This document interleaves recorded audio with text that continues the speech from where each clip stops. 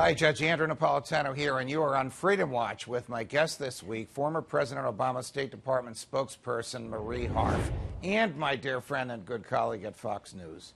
So, Marie, we often hear our dear president refer to his counterpart in Moscow as his partner.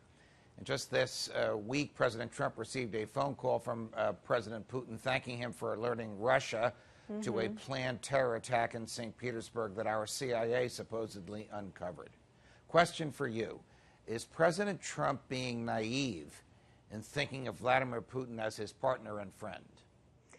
Well, I think that he is a little bit, and thank you for having me on to talk about this topic because it's so important to American foreign policy.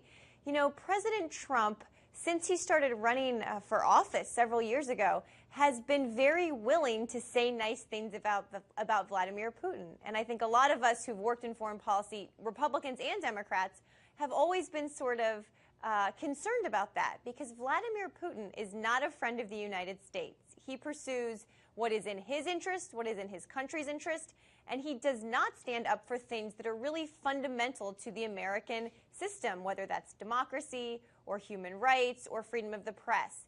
So I think that President Trump is a little bit naive to think that just because President Putin says nice things about him, that somehow he's our friend or can be trusted. All we have to do is look at the last year and the actions that President Putin directed the Russian government to do in terms of meddling in our election to know that he's not a friend of America.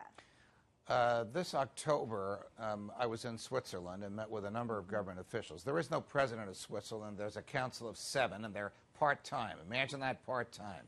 The 7 of them choose an 8th, and the 8th is full-time. He's more or less the chief operating officer of the government. I had lunch with this person they call the 8th, a former diplomat and ambassador, now the chief operating officer of the Swiss government.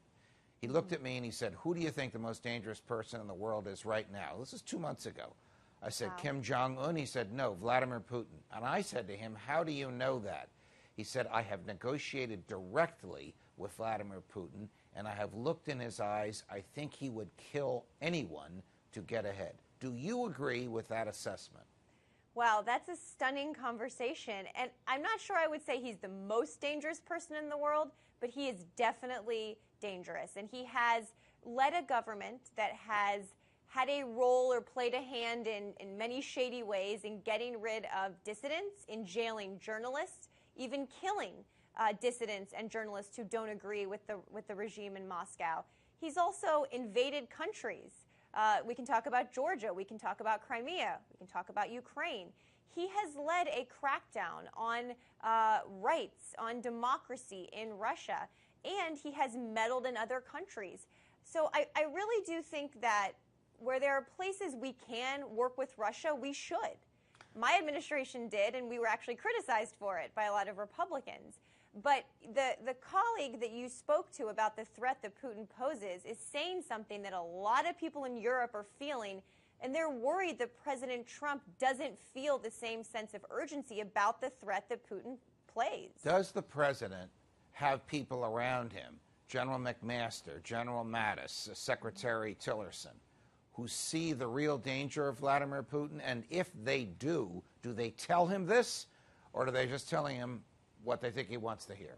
Well, I think he does now. You know, one of the most concerning things for a lot of people was Mike Flynn, not just because of his shady business dealings, but because he was someone who seemed to feel affinity for Vladimir Putin. And when he was made National Security Advisor, a lot of us were worried that's what President Trump was going to be hearing. Right. I think that General McMaster does and Secretary Mattis.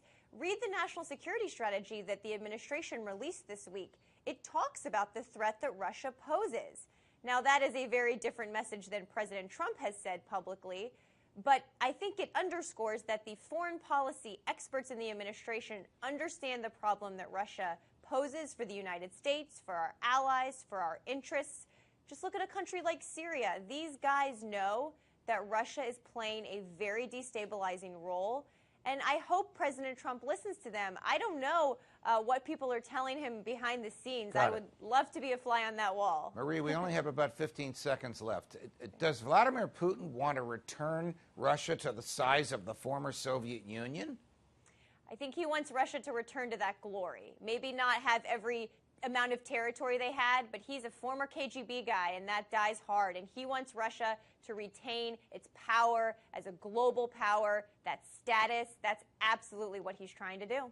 Marie Harf, always a pleasure, my dear friend. Merry Christmas and Happy New Year. Merry Christmas, my friend. I'll see you in a couple weeks. Have a wonderful holiday. Thank you. From New York, defending freedom whenever they let me, Judge Andrew Napolitano here. See you next time, America.